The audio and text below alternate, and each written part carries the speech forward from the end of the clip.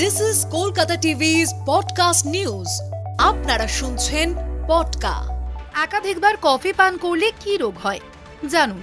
আমি স্বর্ণালী, জানাবো বিস্তারিত। সারা পৃথিবীতে প্রতি বছর হার্টের রোগে প্রাণ হারান অসংখ্য মানুষ। তাই এই রোগ নিয়ে অবশ্যই সচেতন থাকতে হবে। রোজকার জীবনের এই ভুল ত্রুটি এই অসুখের আশঙ্কা বহুগুণে বাড়িয়ে দেয় বলেই জানাচ্ছে চিকিৎসা বিজ্ঞান। এসবের মাঝেই বর্তমানে একটি গবেষণায় উঠে এসেছে চমকে দেওয়া তথ্য। প্রায় গোটা বিশ্বের মানুষই বেশ রসিয়ে কফি পান করেন। দিনে একাধিকবার কফি পান করলে হার্ট সহ অন্যান্য অঙ্গে সমস্যা দেখা যেতে পারে। যদিও কফি পানের ভালো গুণও রয়েছে। এই পানীয় পর্যাপ্ত পরিমাণে খেলে বিপাক ভালো থাকে, এনার্জি বাড়ে, কোলেস্টেরল কমে। তবে তার জন্য পান করতে হবে খুবই কম পরিমাণে কফি। শীতের দিনে 1 কাপ কফির আমেজটাই আলাদা। তবে 1 কাপ গরম কফি খেলে টাইপ 2 ডায়াবেটিসের আশঙ্কা কমে। রোজ কফি পান ডায়াবেটিসের ঝুঁকি 6% পর্যন্ত কমে।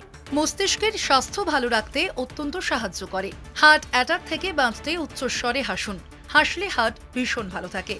হার্ট ভালো রাখতে সবার আগে ধূমপান ত্যাগ করুন। প্রতিদিন ধূমপান করলে মারাত্মকভাবে ক্ষতিগ্রস্ত হয় হার্ট। রোজ যোগ ব্যায়াম করুন। যোগ ব্যায়াম হার্টের স্বাস্থ্যের জন্য অত্যন্ত ভালো।